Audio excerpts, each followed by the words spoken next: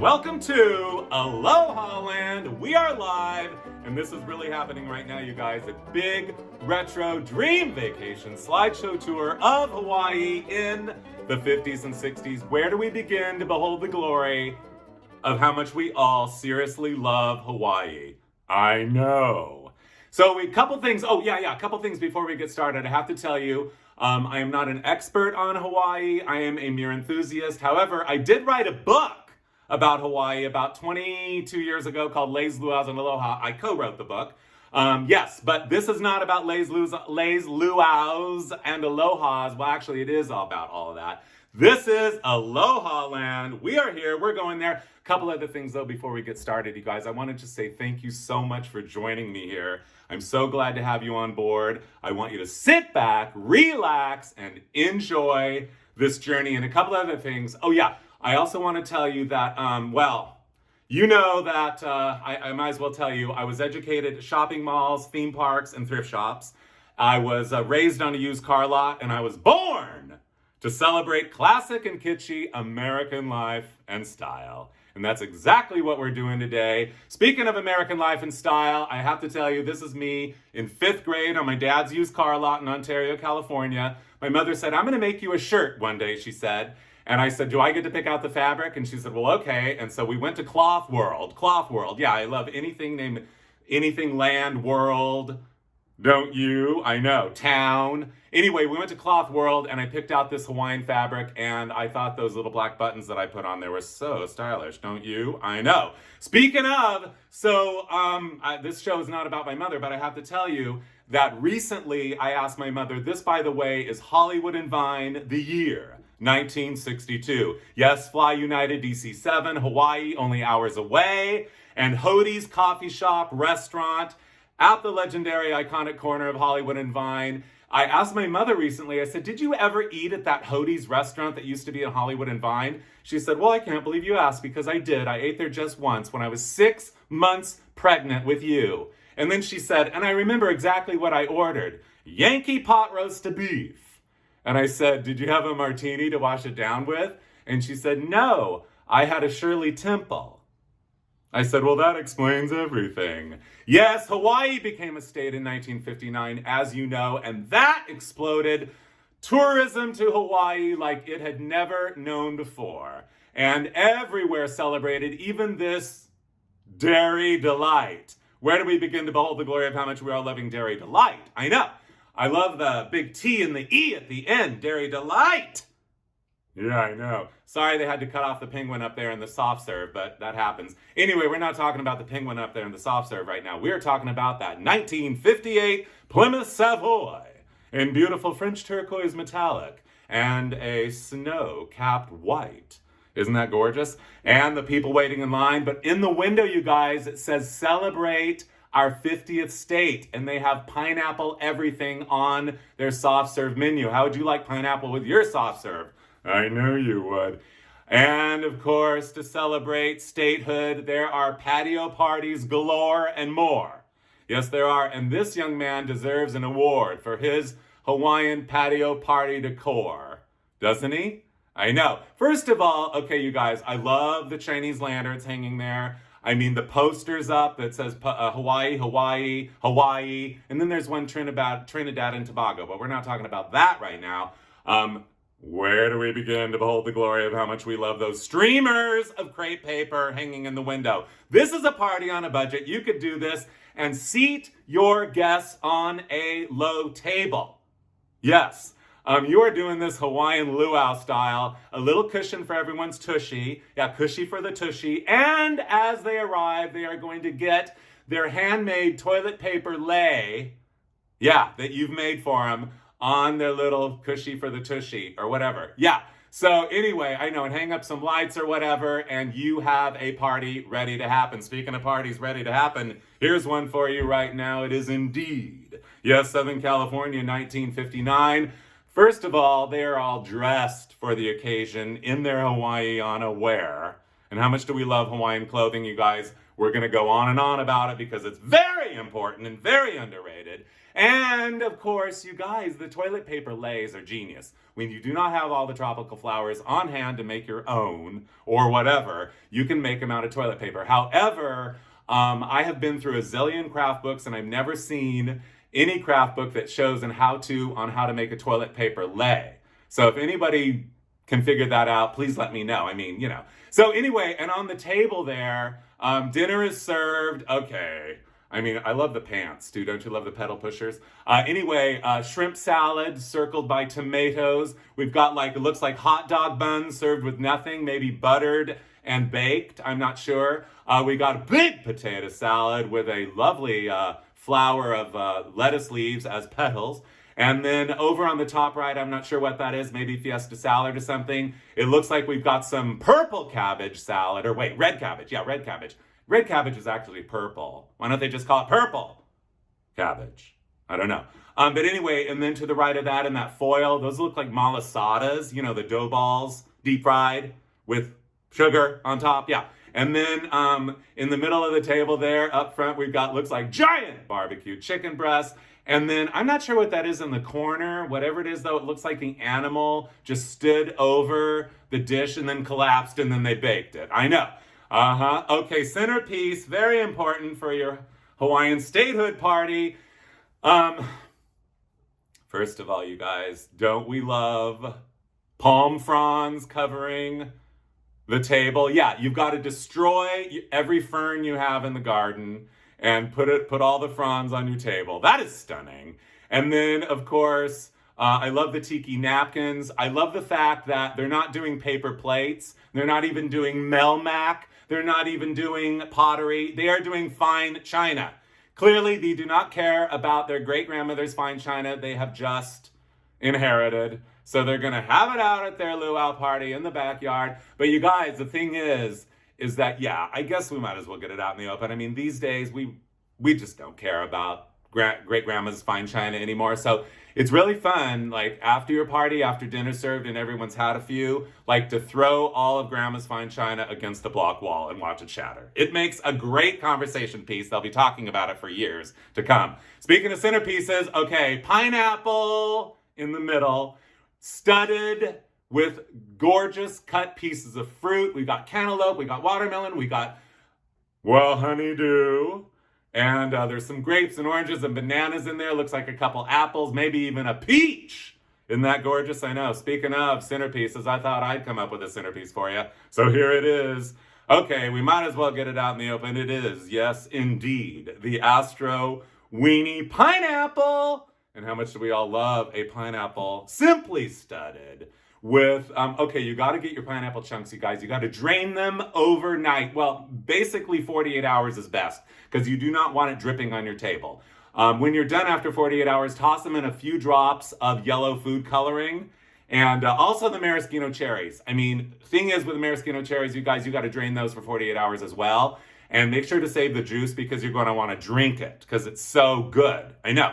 And then skewers and skewer it all together. And oh, smoky links. Yeah, these days it's hard to find little mini weenies, cocktail weenies as they used to call them at the store. Now they call them smoky links or whatever. So boil them up in a pan a little bit and then stick them on a skewer with a cherry and a piece of pineapple, a chunk of pineapple. And then you guys stick them with birthday cake candles. And as soon as everyone at your party has had a drink, you invite everyone to stand around and you light and toast and your party has begun. Behold the glory of the Astro Weenie Pineapple.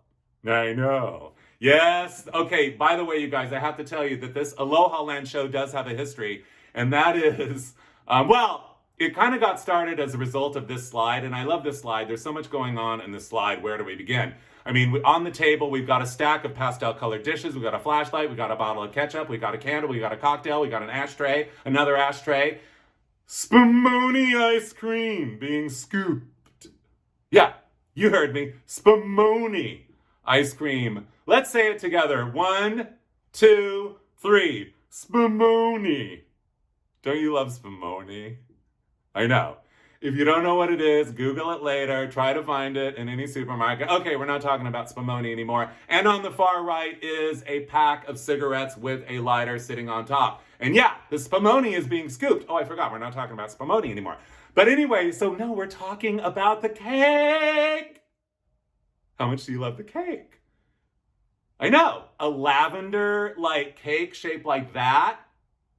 I mean, I thought, wait a minute, this is all just, it's all. So I decided to create a whole show about Hawaii as a result of this cake and make a cake called a pudcano, the pineapple upside down volcano cake. Actually, I'll admit it, I did not make it. I thought of it, and then I hired Terry, who's standing next to me there on the left, wearing the pineapple crown. Well, all of them are, but Terry with a beard on the left. He made it, and he is a creative design genius, and this happened at Don the Beachcomber in Huntington Beach, California for the first time in 2014. So this Alohaland show does have a history, and yes, the pudcano is ready for its close-up. There it is right there, and you know that it erupted 1,000.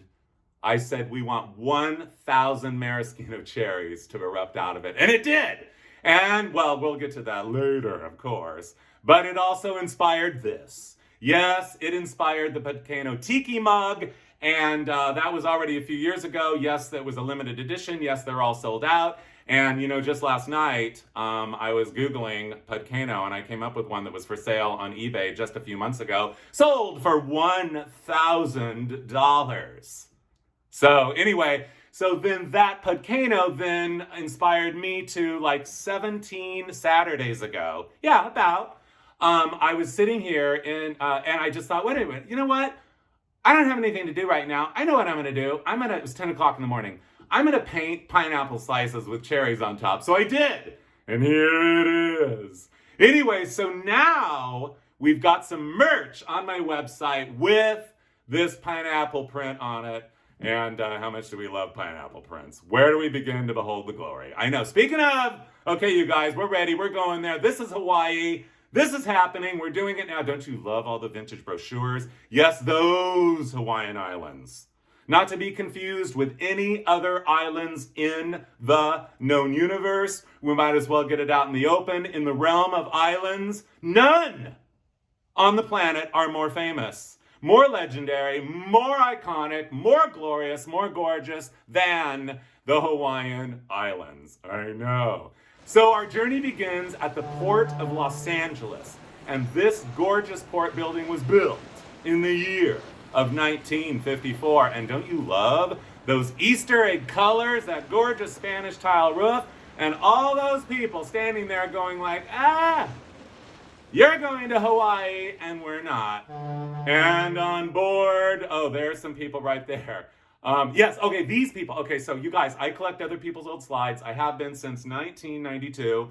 And most of what you see today in this show is coming from my own collection of other people's old slides. And I'll never forget the day I got a call from this lady, the lady on the left, like 40 years later after the slide was taken. And she said, I want you to come over to my house. I've got slides I'm going to give you. She lived in Westminster, not England. Westminster between Huntington Beach and Long Beach. So anyway, so I go over there, and there was just a few slides. And I said, well, thank you so much and everything. And she said, you're going to find some Hawaii slides in there. I'm like, oh, good, because I really love vintage Hawaii. And she goes, yes, she said, I got to tell you the story. Christmas Day, 1957, my mother had a heart attack. And I told her, I said, Mother, if you recover from the heart attack, I will take you to Hawaii. Well, apparently Mother recovered, and here they are.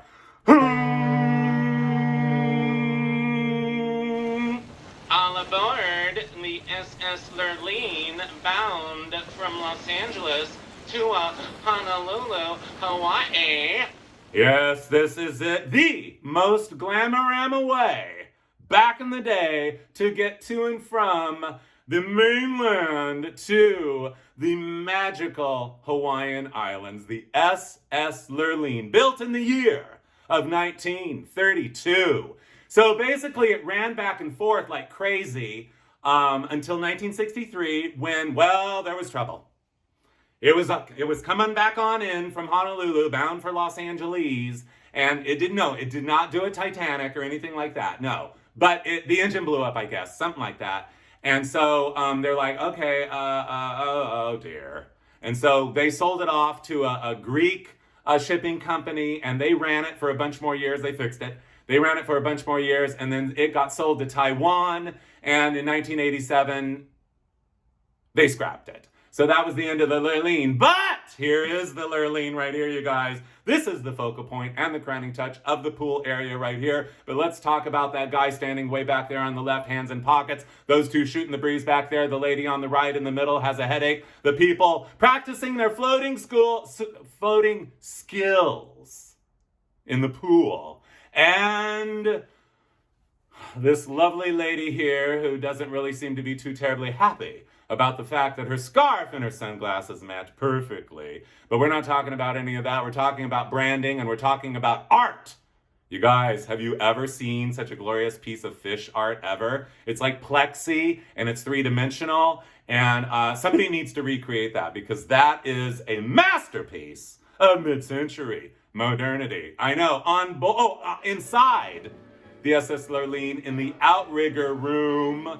Warm are those shades, those bamboo shades. Glorious are those feather curtains. I love the lady far back in the middle there, just staring at the camera like, are you taking my picture? Actually, no, the people being photographed are Mr. on the right, lady in the gray suit with the melon color lei, and her daughter, who holds in her clutches a hula doll. Yes, a hula doll, and here it is now, posing for the camera.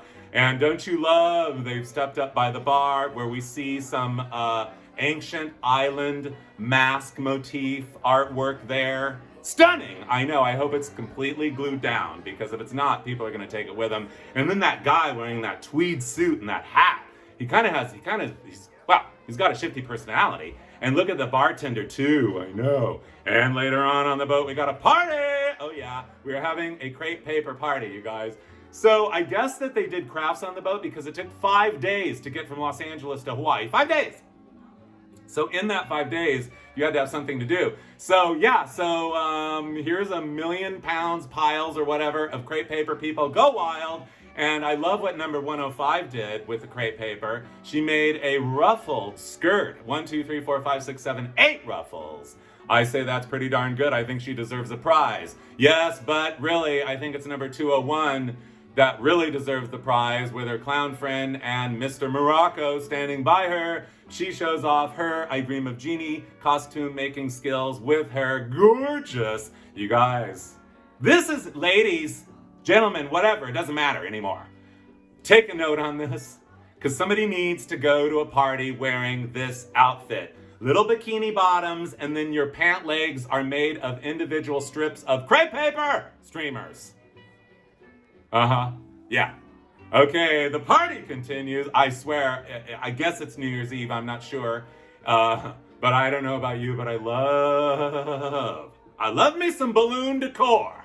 Don't you? I know. Yeah, balloons are everywhere. The waiter strikes a pose. Love his outfit. And in the background, the lady smoking. Oh, it's got to be New Year's. They've got those hats on. Of course. Anyway, the lady smoking a cigarette, and then the lady in blue and her little daughter. I'm pretty sure that's little Barbara Streisand sitting there. Don't you think? I know, she's probably going to start singing any moment now, but we're not talking about that. We're talking about the fact that I'm wondering if either one of those three people and the waiter, make that 4, have realized they're on a ghost ship. I know. We're almost there. We've been on this boat for 5 days, and we are clamoring to get to Honolulu, and we are just about there. On the right, the Aloha Tower, and we're about to make a sharp right turn to pull into that dock. And I want you to see something, though, very interesting. There's 2 boats. Those little boats are actual tugboats that, according to the legend, might have, well, yeah, I mean, they could have on them some people from a tour company in Hawaii that are going to climb on board and do a presentation for the people to make them buy their tour of Hawaii. The McKinsey Tour Group, here they are. So I think they're done now because they're starting to roll up their McKinsey Tour Company banner. But you guys, I mean, if these people crawled on board with hula girls and King Kamehameha flanked by 2 royal guards holding that kaliki, Those two things, I love those two things, don't you? I know, they remind me of push-ups that you'd eat when you were a kid. I love push-ups, but I haven't had a push-up for a while. But anyway, yeah, I know. They would come on board and do a whole presentation and you would buy their tours. But wait, we're just pulling on in. We're getting closer and there it is. The official non-human greeter of Hawaii, the Aloha Tower. Music is playing. We're not even dropped anchor yet and we already hear the music of the island, which is it plays everywhere. Always. There's music. Hawaiian music. Such a rich part of the lore of the islands of Hawaii. Yes, we are getting welcomed, and okay, yes it is. The Aloha Tower is ready for its close-up. I don't know exactly what they call this style, but I will say that I think it's kind of like, judging by those panels between the windows, those aluminum panels or stainless, or whatever, and kind of the goth. I call it, it could be Gotheco for Gothic Deco. Yeah, let's call it Gotheco. But we're not talking about what style the Aloha Tower is right now, you guys. We're not talking about either that it's 9:45 in the morning. No, we're talking about the fact, you guys, seriously? It says Aloha giant across it. How much do you love any building, any tower, anything that has the word Aloha emblazoned across it? I know. And we get off the boat. The ocean liner it is. And I don't know, I just had to show you guys this slide because I love that L so much. Not to mention the TSON and the INES. Don't you love the S? I know. And let's make no mistake where we are. A gentle reminder, Honolulu, Hawaii. Yes, again, on the grounds outside the Aloha Tower. This is it. We're here. We are on Hawaiian soil. We have arrived. And no sooner do we arrive that we are greeted with lei sellers. There's a couple down there on the corner. And oh yes, we are going to get suited up with leis, whether we buy them ourselves or somebody there greets us with them. I love this family right here. They all have to wear blue chambray. Yeah, there's not enough blue chambray in the world anymore. But anyway, yeah, Dad's blue chambray suit, the little boy, the short pants suit. I don't know what happened to his leg. I guess he didn't want one, didn't get one, or whatever. But anyway, and then the lady in the middle, yeah, they got a lot, gosh. But the lady in the middle, at first I thought she was wearing like a charcoal gray pillbox hat. But then I realized, no, she's not wearing a pillbox hat. She's standing right in front of that thing, that piece of aluminum or aluminium that goes around the tree trunk of the palm tree. So we can't talk about what can't climb up there right now because we're not talking about that. But anyway, the party continues. We are there. Wait, where are we? Where are we? Where are we? Where is Hawaii? Anyway, well, Hawaii is the crossroads of the world. Yes, indeed. And it's 5,250 miles from South America. It is 4,500 miles from Australia. Hi, Australia.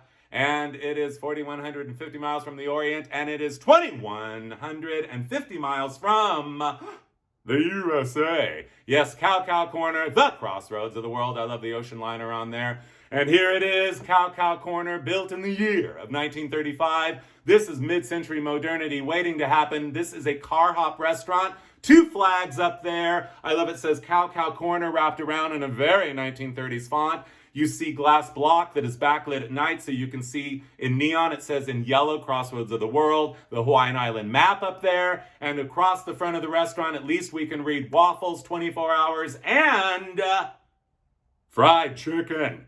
Yes, and the newspaper seller is being ignored by the man in the 1953 Studebaker Scotsman. But maybe he'll sell his newspaper to the guy in the 49 Pontiac or the 1950 Chevy.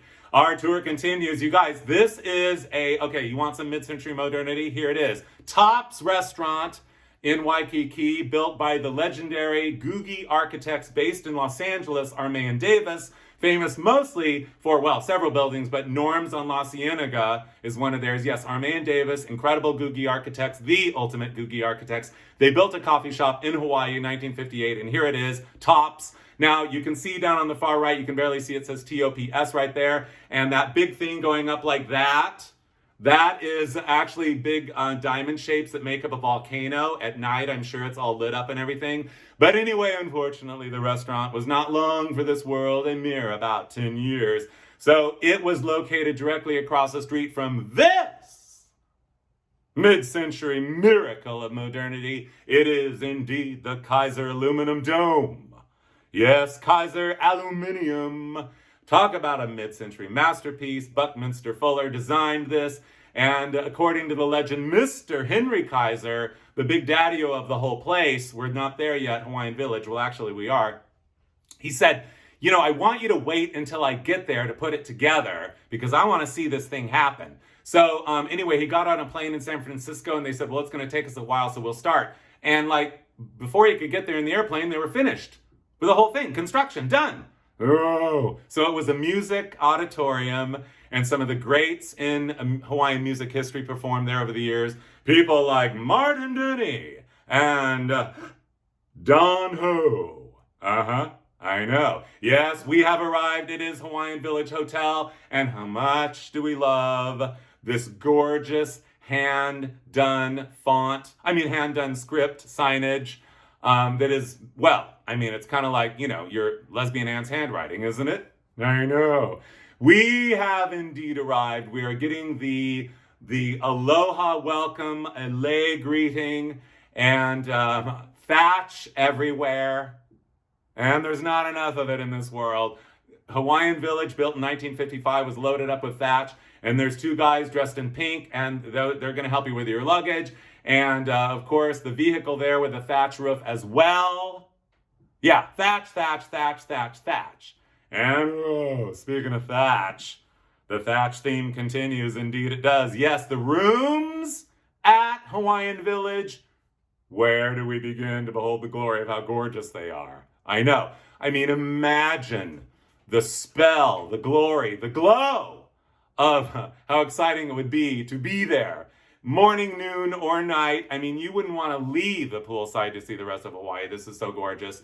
Just no smoking, please. Okay, it's time to take a ride. We're going to see some sights around Honolulu and Waikiki. But first, I got to have a little sip. Okay, how's everybody doing so far? Now's the time to take a swig off your drink, okay? 1, 2, 3, and swig. Whoa! I know. Yes, this is a 1952 Chevy truck customized as a sampan, they call them, a sampan.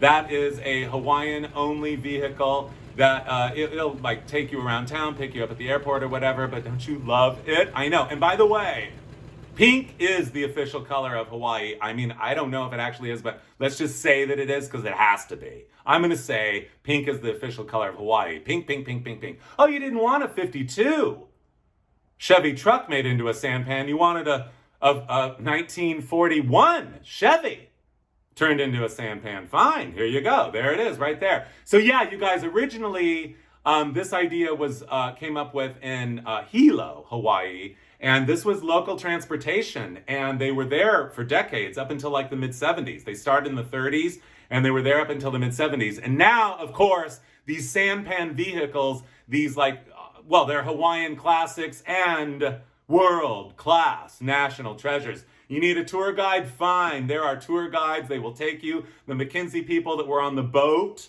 This is one of the tour guides right here. And first of all, how much are we loving the tour guide uniform, you guys? A red, well, I mean, it's like a Hawaiian shirt in solid with a yellow collar and that giant patch pocket embroidered with the same kind of chain stitch they used to write your name with, or yeah, I guess they still do at Disneyland on the back of your Mickey Mouse hat. It says McKinsey Tours.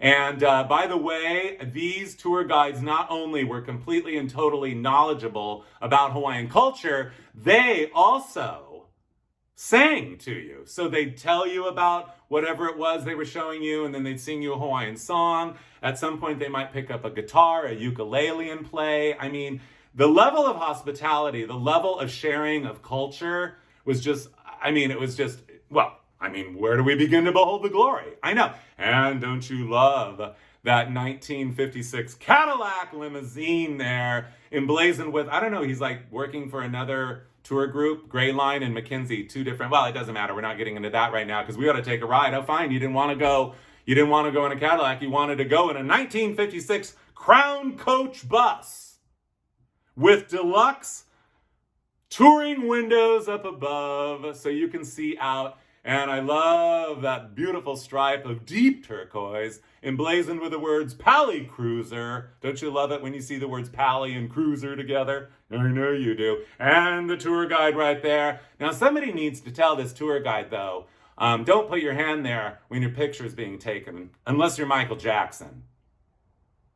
Yes, indeed, we are hopping aboard around Oahu. Oahu. Yeah, Oahu. Anyway, I love the kid up there. He doesn't care what he's looking at. The bus is air conditioned, and it's got big tires, and the lady's ready to go. She's got the flower in her hair. She's got her Hawaiian clothes on. She's feeling the spirit, and so am I. Oh, fine, you wanted your own vehicle. You were going to rent one. Fine, how about this? This is a Surrey Gala. Yes, in 1959, Henry Kaiser, owner of Hawaiian Village, also was the owner of Jeep. And, well, apparently the U.S. Postal Service ordered a lot of Jeep vehicles as postal delivery vehicles. And at the last minute, they canceled. And he's like, no, you can't cancel. Well, then fine, be that way. I'll just turn those vehicles that were supposed to be postal vehicles into little rentable Jeeps. And we'll bring them to Hawaii and people will pay money and they'll drive them around themselves. So they did. And it's called the Surrey Gala. And they came in powder blue, mint green, and pink, the official color of Hawaii. Yes, indeed. I don't know about you guys, but I'm like having a moment with that woman driving right there. I mean, she's got her little I Love Lucy, like little headband, head cap, hat, or whatever it's called there. And she's just so comfortable in that front seat. The guy behind her, though, he's nervous about the driving. But we're not talking about that. We're talking about, look at the fringe. It's like a Surrey with a fringe on top. The striped canvas top, also pink. And I love the painted wheels in pink. And not to mention pink trim on the wheel covers. And Willys, Jeep Willys. Yeah, Willys was the company that made Jeeps that was owned by Henry Kaiser. So there it is. I have only seen, well, okay, I'll tell you that right now. And we didn't get to the interior. Also pink striped. You guys, where do we begin? I know. I will tell you that these Jeep, they're called Jeep Surrey Galas. Yeah, I don't know why that they decided to take something butch and make it femme. But anyway, and call it a Surrey Gala. So there you go. But I will tell you, they're rare. They are rare. However, they do exist. I have only seen one once in all my travels around the universe. The only place I ever saw one was a very special place. I mean, very special. One of the most special places in the world. Yeah. Graceland. Graceland. And we all know Elvis in Hawaii had a thing going on. So yeah, Graceland. So Elvis went to Hawaii, I guess, and spotted one, said, I want one at Graceland. I don't know if he drove it around circles around Graceland. But by the way, let me tell you something. Graceland is about 1,000,000,000,000,000,000,000,000 times greater than anyone is ever going to tell you. But we're not talking about Graceland right now. We're talking about the fact that this guy right there apparently forgot to put on his pants. But alrighty then, fine, be that way. Okay, you wanted a tropical tape tour? So U-Drive Incorporated, the beach wagon, is actually a Renault. Yes, I call them Reyeses. Yes, the Renault, a little French car, fitted, custom fitted with no doors, wicker seats, and again, a canvas top with a fringe. Where do we begin? And also, you guys, I mean, they went the extra mile. Wide white wall tires and those gigantic wheel covers with spinners on them. I mean, my head is about to explode. Not to mention the lovely beauties there, one of which on the right is Hawaii's legendary supermodel, Beverly Noah. Love you, Beverly. You're gorgeous. I know. Oh, you wanted something a little more rustic. Fine, be that way. How about a shaxi? Yes, it is hard to believe, but these these vehicles roamed around Hawaii for maybe, I don't know, a decade or so in the 50s. It's got a personality. It's like looking at you. It has more. The shaxi, you guys, with its thatched roof and the bamboo seat, those low set headlights, those fenders, that steering bar for your driver. This vehicle had more than a personality. It had a soul. I know. Yeah, Shaxi. Please tell me, Hawaii, that one of these still exists. That somebody has one, like, socked away in a barn, or a sugar mill, or a pineapple plantation. Please tell me. Okay, fine. We're going to the Kodak Hula Show. Yes, this is it. Snakes of traffic parked. Everyone's there. We're going to learn about the hula. We're going to learn about Hawaiian history. And this happened between 1937 and 2004 or 2. Anyway, yeah, around that. But yeah, for decades, the Kodak Hula Show was a standard must-see. You have not done Hawaii until you have done the Kodak Hula Show. And there they are, holding up the letters for you, so you can take a picture and have a sign for your show, your slideshow, your home movie, when you get home, to show your friends how gorgeous the hula girls are and how graceful they are and how much we love the hula. Look at their skirts, look at their leis, look at the flowers in their hair, look at the way they sway. They dance, they sway to the rhythm of the music and tell the story of Hawaiian lore with their hands. Hula! And then they invite some of the crowd to come down and learn the hula themselves. Looks like that lady on the right really wants to learn some hula. I know. And then, before the show even ends, they invite you to come down and take some pictures. And in this case, we see, well, royalty, Hawaiian royalty. And we got to hand it to this guy. This guy is royalty. He is Hawaiian royalty. And all the slides that I looked through to select for you today for this show, he was in so many of them, and I don't know his name, but I wish I did, because I wish I could tell him, dude, you're a star. Look at you. You're just glowing. You're radiating hospitality, love, joy, soul, spirit, and everything else wonderful that the Hawaiian island embodies. I just love this guy. And not to mention that headdress. Is he King Kamehameha? I think he might be. And speaking of King Kamehameha, there he is right there in front of Iolani Palace. Yes, this is the big house in Hawaii where, does big house refer to jail? No, this is not the jail. I don't know. I didn't mean to say big house. I mean jail. No, I just mean this is the building of royalty, the castle in Hawaii, built in 1870. Yeah, still there to this day, and this is where the government, all the government offices were until the year, the major ones, up until the year of 1969. But anyway, it is indeed an icon of Hawaii and a must-see tourist destination. And yes, in front, you have two lovely tourists posing with King Kamehameha, and here he is, all decorated and dressed up for his big day, King Kamehameha Day. That is the day where they just dress him up with the biggest, most giant leis that they ever make in Hawaii. And how gorgeous does he look, all dressed up, just layered with leis. Aren't they beautiful? I know. So yeah, King Kamehameha, the tour continues. Aloha Week, it says right there on the side of the float, the year 1958. Yes, Aloha Week is the week where Hawaiian culture, legend, lore, stories, and more galore are told, celebrated more than any other week of the year. It is the year they pull out all the stops, and it is just showtime. And the big parade, King Kamehameha there on the back of the float there, sitting there. Hi everybody. And of course, he is surrounded by flanked by those kalikis, which, by the way, that is what they're called, right? Yeah. Anyway, no, I told you I'm not an expert on Hawaii. I'm a mere enthusiast, but I mean, I love it. And I love those kalikis. When they're there, that means there's royalty nearby. So those are the sign of royalty. Yeah, there they are. So anyway, and the tour continues. In the background, on your left, it is the Union Oil gas station, the Waikiki Theater, an Art Deco masterpiece built in the year of 1936. Bulldozed unceremoniously some couple decades ago, but we're not talking about that right now. Nor are we talking about the float that so beautifully states the heart of Waikiki. Yes, I guess that I feel like celebrating right now because I think it's the first time in the show that I've actually been able to utter the wonderful word Waikiki.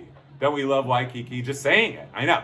But anyway, the heart of Waikiki, and then there's a lady up front in the turquoise muumuu, a guy in a Hawaiian shirt, and a lady turned around looking at the camera.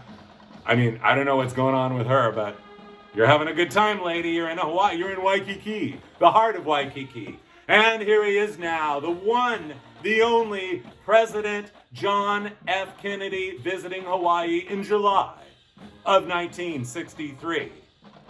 Ask not what your country can do for you, but ask what you can do for your country.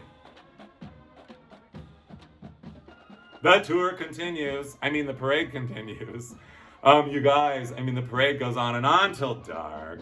And yes, another King Kamehameha comes down the street. More kalikis, more royalty, and 2 children holding up tiki torches. And how much do we love tiki torches? More than words could ever allow us to admit. Or say, or whatever. Yes, and how much do you guys seriously loving that? Well, rare in a single tone, it is the all-new for 1955 Chieftain 4-door sedan by Pontiac with the optional fender skirts. So that later on that evening, we don't know exactly where, I don't know exactly where, nor did the few people that I tried to ask know exactly which showroom this was in Honolulu, but we're in, the Tiki, the hula continues. And just the grace of it all, the dignity of it all, the poise of it all, the tradition of it all. This is major, this is real, it's deep. It's very, very deep. The beauty, I know. And don't you love the seashell on the ceiling, that giant clamshell and the little clamshellette lights up there? I know, those curtains in the background on the right are ready for their close-up. And here they are. Have you ever loved a seashell print more?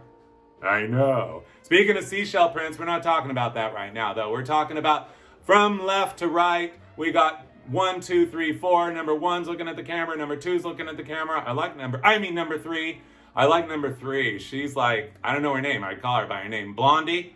I love her hairdo. She thinks it's 1932, but it's actually 1959. But anyway, so you guys, and then 2 and 4 are having a moment together, but never mind any of that. Never mind that beer, just about all consumed. What about that purse? We could talk about purses, but we're not here to talk about purses. We're here to talk about the lore of Hawaii and the fact that they, at a hula show, are going to bring you on stage and loosen you up, and you are gonna get to learn the hula. Like this guy, I don't know what they had him go through, but he's got his jacket tied on backwards, like a hula skirter, and then I know. Fun, and more fun, and then more. The grace, the dignity, the poise, the style of... This is the solo hula dancer, and I'm not an expert on hula, but I'm like everybody else. I love it and don't see it often enough, but I had to show you this because I just wanted to show you, look at her arms, look at her hands. This is its own universe of dancing. And look at that satin dress. Unlike any other style of satin dress you're ever going to see, where it has a ruffle at the bottom and a long train behind to accentuate the beauty, the style, the dignity, and the poise. Then later on that evening, after you had the parade and you've had hula and you've had a great old time, it's time for bed. And you open the door to your room and voom, it looks like this. If I walked into a room like this, I would never check out. I'd immediately be on my phone, like ordering these lamps. Like in 1 second. Are these the most glorious bedroom lamps you've ever seen? Actually, they would work in any room of the house with any decor. Where do we begin to behold the glory? I know. The nightstands are nice too. Take a note on those. Then you run into the bathroom and you see this. And your head is about to explode. Am I dreaming? Am I hallucinating? Is a giant clamshell the sink of this hotel? Where do we begin to behold the glory? I know. Well, we're in Hawaii, unique in all the world. Then these people walk into their room. They've got another Hawaiian situation happening here. Purple and red and yellow. the royal colors. What a color combination. The world needs more red, yellow, and purple together, you guys. And over on the left is a cape for royalty there, and you can actually wear it in bed and have your own Hawaiian royalty fantasy. Yes, indeed you can. There she is, and she wants to play a little footsies to start the game. I know. Okay, fine. You wanted real tropicality. Wait, is tropicality a word? Well, it is now. Yes, you guys, where do we begin? I mean, how much do you seriously love this room? I know, with the bamboo screens that slide and that beautiful view of the ocean and the bed and a couch that had a baby, the picture on the wall, the grass cloth on the wall. I love that, like, it's like a flower and a pretzel and a table in the middle had a baby with those anthuriums. Yeah, anthuriums. Major flower of Hawaii, and the rest of the rattan furniture, everything, the captain's hat in blue on the desk. I know, oh, okay, fine. You wanted something a little more pared down. Well, we can do that for you right here. Yes, indeed, we got well, everybody loves a lamp with a Tiki base, don't they? Everybody gets a big old kick out of an Erico phone. I know. Hello? The dial's on the bottom, you guys. And, okay, one simple floral jelly roll pillow. That's enough. I know, you guys, wait, now it's another time to take another drink. I know, sorry, I just, it's a lot. I mean, okay. We're back. Okay, we're back, all right. Just in time to celebrate that glorious motif on La Wall. Isn't that gorgeous? I know. Well, as a gentle remind you, that's where you're staying. Okay, seriously, not joking around. This has to be the most absolutely over-the-top hotel lobby ever built in Hawaii. It is the Waikikian, built in the year of 1957. And isn't it gorgeous, you guys? It is it took me about 25 years to learn this particular architectural term. That is this roofline. It is a hyperbolic paraboloid. Yeah, that's as technical as we're ever going to get, hyperbolic paraboloid. And I learned that word in Palm Springs, but we're not talking about Palm Springs right now. This is the Waikiki, and we're in Waikiki. This is Honolulu. This is Hawaii. And yes, it is perfect for, if you bring your kid or whatever, they can or you could even, the roof line goes all the way down to the ground, which makes it very easy for you to climb up all the way to that point, that Tiki point up there. I know, and say hello, get a view. The tour continues. There is that point on the upper right that you just saw, the point of the hyperbolic paraboloid roof line. And there's the tower there. They had a tower. What is that, 6 stories? And I love the way it's decorated there. All the pattern on the side of the building and everything. It's very Hawaiian. And then on the front, that big shield and that the tribal art that's represented there on the front of the building. Spellbinding, hypnotizing, yeah, and mesmerizing. Oh, but we're not done talking about what spellbinding, hypnotizing, and mesmerizing. No. Because we need to talk about, I think you see it. Where do we begin? To bask in the glory of the glow of the letters that say Hotel Waikiki, and each one standing alone, each one in an Easter egg color, as though it's Easter every day of the year. You're hungry? Fine. With Diamond Head as a dramatic backdrop, this is the Halekulani coffee shop, built in the year of 1953. And you guys, I know, Diamond Head, we're going to get there in a second. But don't you love the umbrellas, the tiki torches, and that little patch of beach in front? But anyway, this is lunch. Okay, fine, we're done with lunch. It's time to concentrate on, Diamond Head is ready for its close-up. It is the centerpiece, the focal point, and the crowning touch of Hawaii. It is,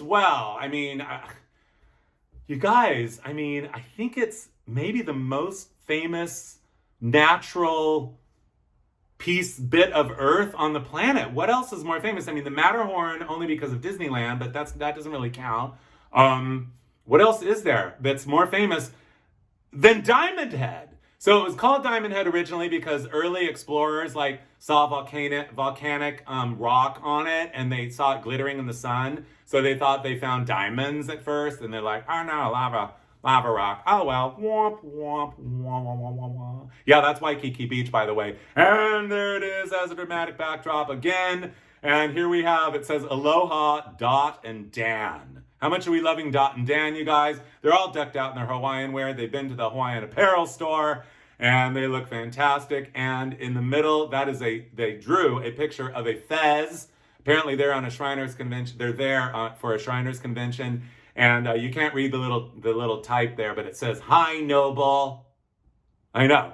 In the background, I'm sure you've noticed by now, not any ordinary building. No, this is the Pink Palace. The most famous, the most iconic hotel in all of Hawaii. Yes, this is the Royal Hawaiian, built in the year of 1927. And yeah, it's pink, and you can stay there now. A couple years ago, I decided to go to Hawaii. I decided to take my mother to Hawaii. Fine, we're going. She said, well, where are we going to stay? I said, we're going to the Royal Hawaiian because we've all dreamt of it for years, and we're going. So we did. And when we arrived, this is what they greet you with. They drown the entrance in shocking pink lighting, and it is absolutely glorious. I felt the magic. I walked in the lobby, and well, this is not us in the lobby. No, this is some people in the lobby in the year of 1955. And how much are you seriously loving the fact that, well, back then, they put a big display of Vanda orchids that looks like Vanda orchids and a fireworks display had a baby? I know. Yes, indeed. I know. Okay, so also there at the Royal Hawaiian in the picture-perfect pose spot, these people who have not been to the Hawaiian apparel shop yet, but anyway, I love the fact that they are holding up the script, the scripted branding for the Royal Hawaiian, which, by the way, I mean, you guys, the reason I'm showing this to you is because it's practically the most beautiful handwriting ever of all time. Look at that R. Yeah, look at the grace, look at the dignity, look at the style. Look at that H. Study the H, because you know what? You're never going to see a better H. Same goes for the R, really. Yeah, I know. You want Royal Hawaiian branding? Fine. Out back, it's time for Catch a Wave, and we're sitting on top of the world. Yes, the Royal Hawaiian surfboard. Now, I asked everyone when I went to Hawaii, when I went to the Royal Hawaiian, where is that Royal Hawaiian surfboard?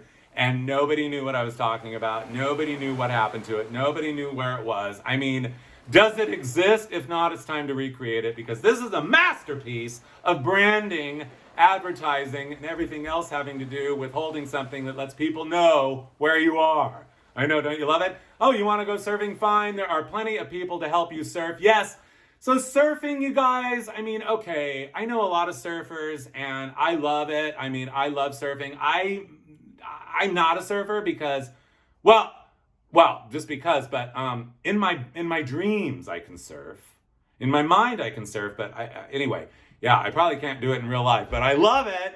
And thank you, Hawaii, for giving the world surfing as we know it today. Waikiki is where surfing started, and there they are, all lined up, ready to go, ready to teach you to surf.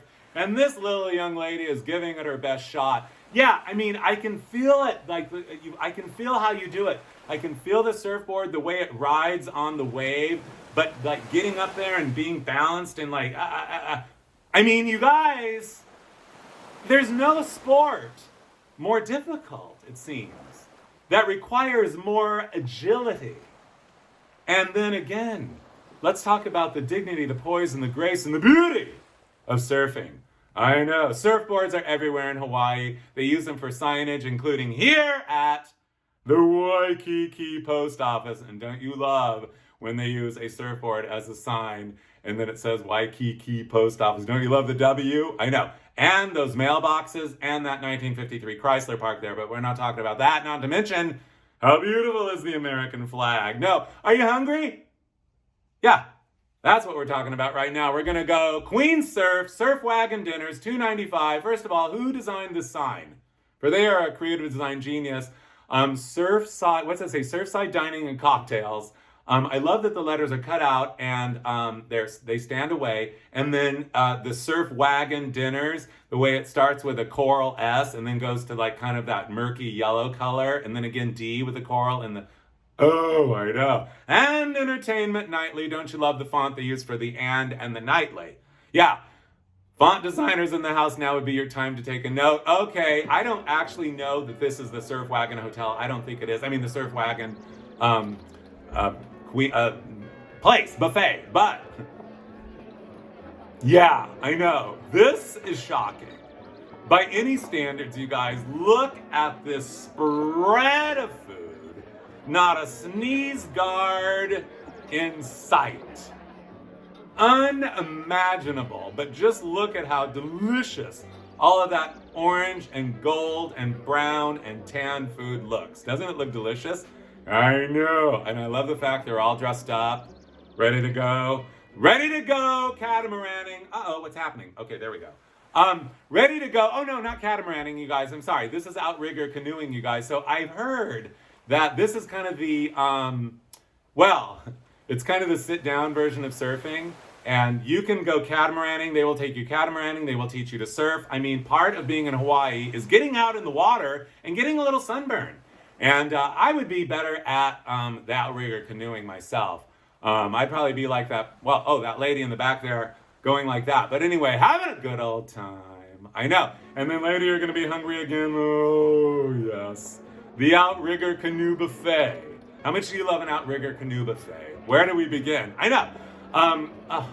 I just want to like dive into this picture and just be there and hang out. I want to tell that chef thank you for setting up your little warm aluminum situation down there. I don't know what piece of roast beast that you're serving down there, but whatever it is, you know it's delicious. And then all that food on ice and whatever that is in the middle in that giant clamshell, I want 3 helpings of that.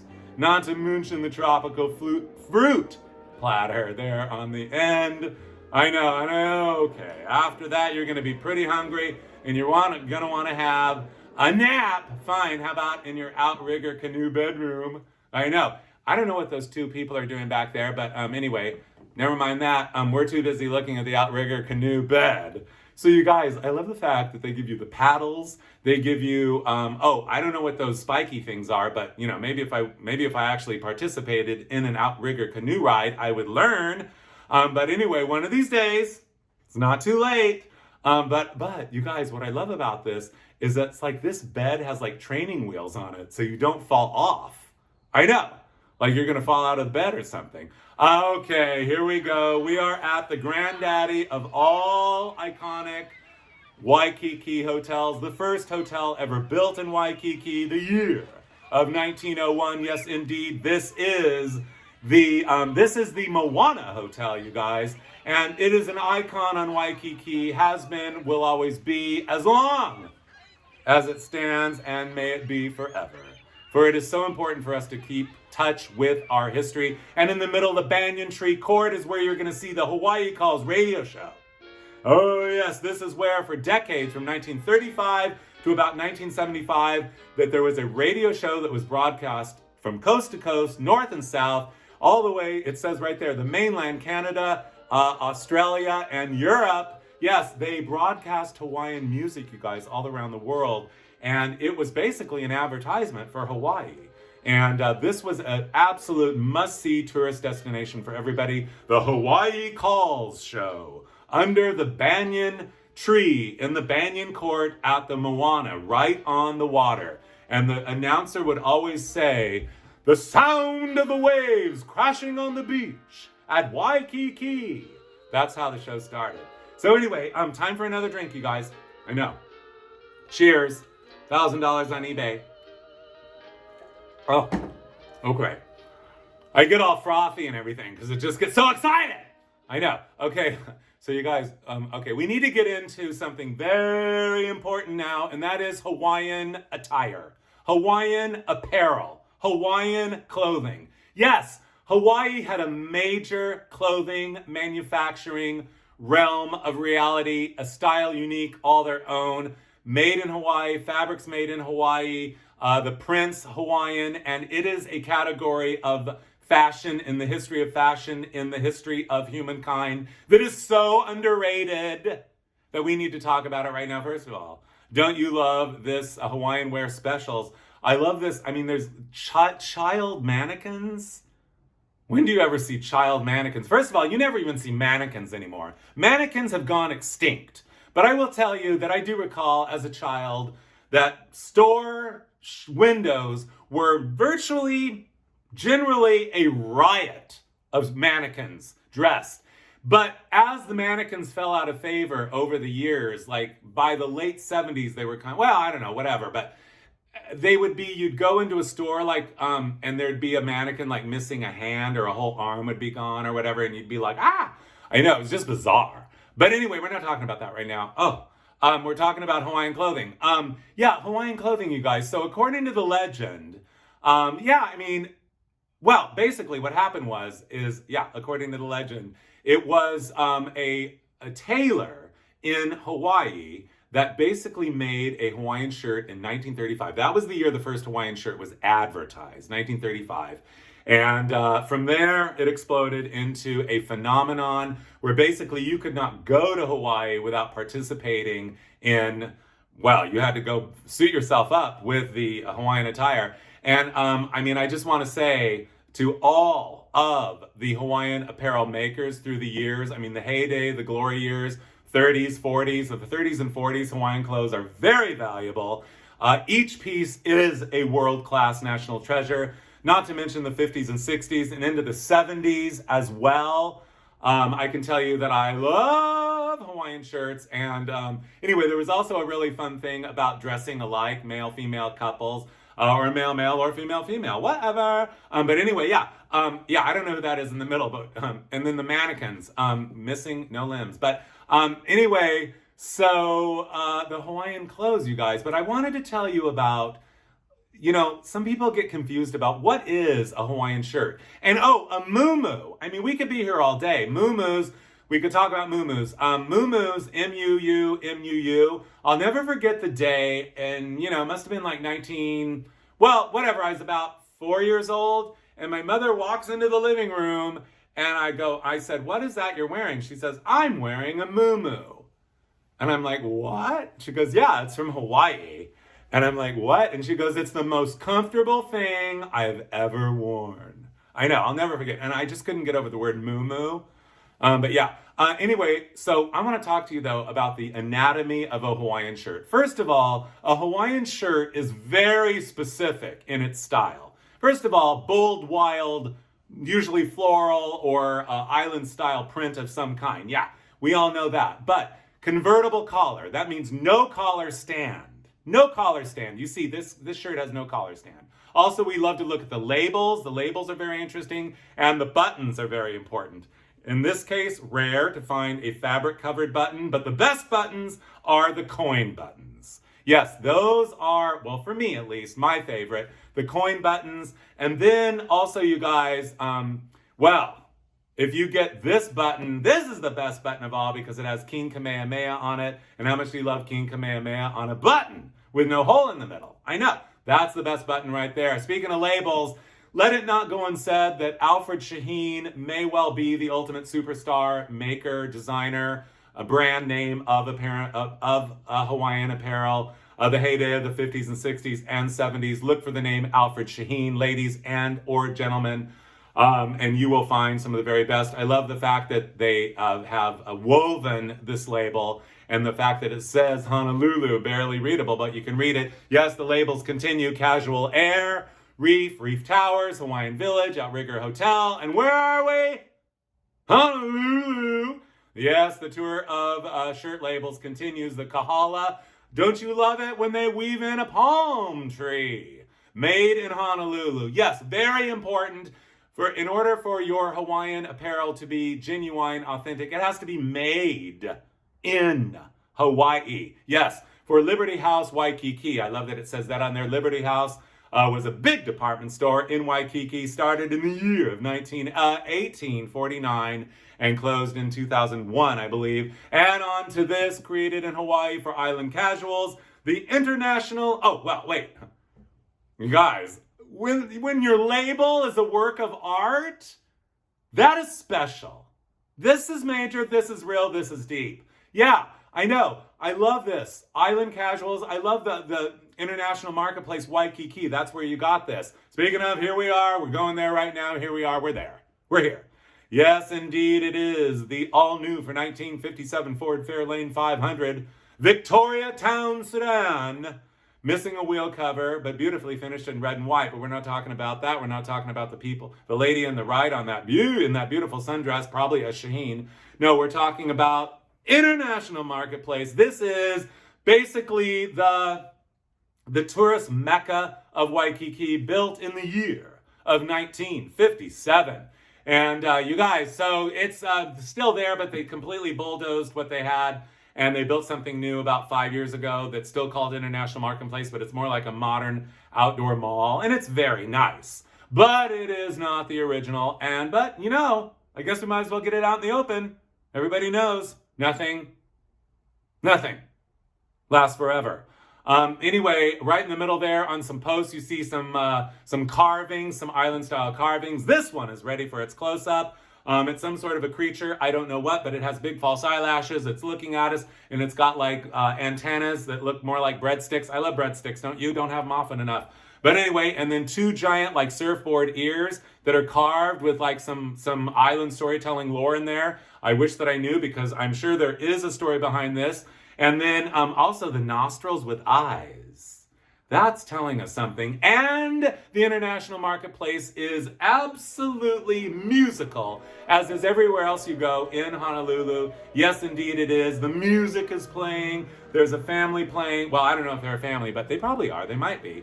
But anyway, they're playing those beautiful, soulful, spiritual, just melodic, just heavenly sounding island tunes. The children are doing hula. They're all dressed in Hawaiian apparel. They're underneath a thatched hut. I mean, the mood is up and the standard of living is flying high, even though some of the thatching is falling off the front there. You know what I love? The next group of entertainers is back there ready to go on stage on the right. Do you see them? And then we have a tourist posing in front of this, one of the stores at the International Marketplace, standing in front of the Tiki. And how much do we love tikis? Yeah, surprisingly though, you guys, tikis are not like a huge part of ancient Hawaiian lore. So, I mean, they really weren't all over the place until maybe the 50s. They started putting some around, according to what I was told. I did my homework. But anyway, yeah, we love this tourist photo. This is the Tahiti shop. And then this one, I think this is the wife of the man we just saw. Husband and wife. You pose there, I'll pose over there. Anyway, in front of the Monkey Pod Wood souvenir shop. I love everything Monkey Pod Wood, don't you? I know. It's readily available. You can find it in like secondhand stores, antique malls, and thrift shops. And if you find a piece, covet it, because it's wonderful. And study the glisten of the glow of the way that tiki reflects the light. And what a face, what a soul, what a spirit. And she's kind of cozied up to him, maybe a little nervous or whatever, but that's fine. You want some Monkey Pod Wood, you can take that home. And the art form that originated in Hawaii, yeah, a velvet painting. And how much do we all seriously love? Yeah, velvet paintings. Velvet paintings. Velvet paintings. Yeah, velvet paintings. Especially when they have like Elvis on them, or especially when they are a legendary velvet painting from the island of Hawaii done by the artist that originated in there in the 40s. Like one day, this guy named Lee Tag, I'm not sure, I guess that's his last name. Sorry, I don't know his first name. Sorry. But anyway, you can look it up. Lee Tag. You can buy a Lee Tag black velvet painting. But anyway, they were for sale in Hawaii, and of course. And anyway, shoot, now I forgot what I was going to say about Lee Tag. Just imagine the day that he's like, I'm a painter and like, I'm so like over painting on like regular canvas. I could paint on some black velvet. And the result was hypnotizing, spellbinding, and mesmerizing, and a timeless classic for the ages. We might as well get it out in the open. Speaking of a timeless classic for the ages, Don the Beachcomber is the man himself who originated and who conceived the international marketplace, because he started there on the property before 1957, and then he masterminded with several others, I'm sure, the international marketplace that we're talking about right now, Don the Beachcomber. Don the Beachcomber is the granddaddy-o of modern day, pop Tiki culture. He started with a bar in Hollywood in the year of 1933, the year Prohibition ended, and he started mixing up like rum drinks with fruit juices, and Hollywood went mad. And then, the Tiki craze, as we call it now, started from there. Where do we begin to thank him? And here he is, ready for his close-up. This is Don the Beachcomber. Yeah, a.k.a. Don the Beachcomber. And you are a hero to us, Don the Beachcomber. We love you forever and always. Apparently, he got a divorce in the 40s, and he wasn't able, in the divorce, with the settlings of the divorce, he wasn't able to open another restaurant on the mainland. So he said, that's fine, I'll go to Hawaii. And that is where, his legend continues and continues on to this day. Don the Beachcomber, daddy-o, granddaddy-o of modern popular Tiki culture. We will never forget you. We love you. And by the way, I don't know why I just have to show you guys at International Marketplace. Even back in the day, even the trash cans had a thatched roof over it. Isn't that gorgeous? I know. Okay, time to lay out by the pool with a gorgeous grove of cocoa palms. We are, as a dramatic backdrop, we are at the Cocoa Palms Resort. And I love the umbrella with the thatch on it. Not to mention that little sun shelter there with the A-frame and the wings. I mean, in a high wind, you could probably fly this thing to another island.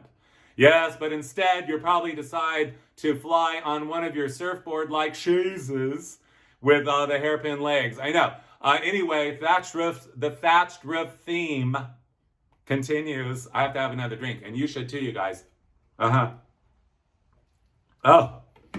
how's everybody doing so far? You doing okay? Good. Hawaii. The beauty of Hawaii, the lore of Hawaii, the motif of Hawaii, the style of Hawaii is epitomized here, according to the tourist realm of reality of the 50s and 60s, here at Trader Hall's. Yes, this was a souvenir spot, a souvenir stop, where they had the perfect place for you to take your perfect Instagram photo. Yeah, this is where you take your selfies with a giant mountain in the backdrop, probably a volcano, and a tiki god, a thatched hut, an outrigger canoe, and they would outfit you with a grass skirt and a lei and a ukulele. Yes, indeed. I don't think this is actually at that same spot, but that same idea continues here. They give you all the stuff to take your fun photo with. The lady on the right, she doesn't know what to do with the ukulele. The guy on the left, though, does. Yeah, you hold it right here and pretend you're playing a beautiful Hawaiian song. And then the lady's trying to do the hula, and extra points because they're dressed alike. Yeah, dressing alike. The world needs more dressing alike. Take a note on that, you guys. Yeah, whoever your mate is, or your family, your kids, or whatever, dressing alike is a recipe for lore and love and memory, and it's important to make memories in life. You guys, okay, speaking of memories, do you guys remember on Pee-wee's Playhouse, the Del Rubio triplets? Here they are. I don't know who their friend is, but yeah, this is them.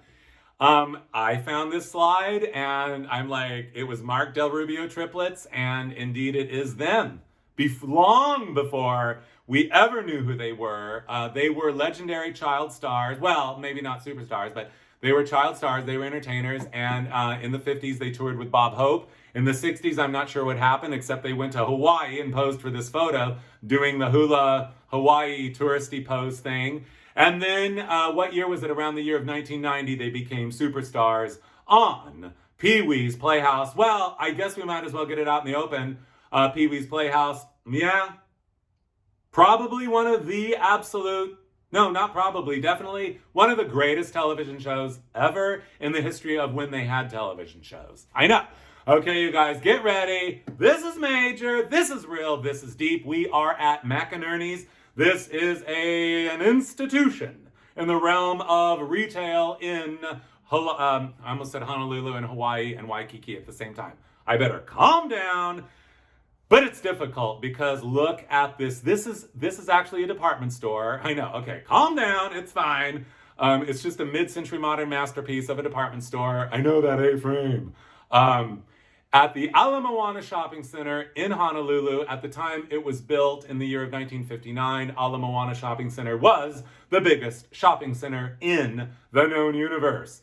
And anyway, so basically the reality is that, yeah, mid-century modern masterpiece. Don't you love the 58 Chevrolet there in red and white? But we're not talking about that. We are talking about that absolutely hypnotizing mural, an abstract of the Hawaiian Islands.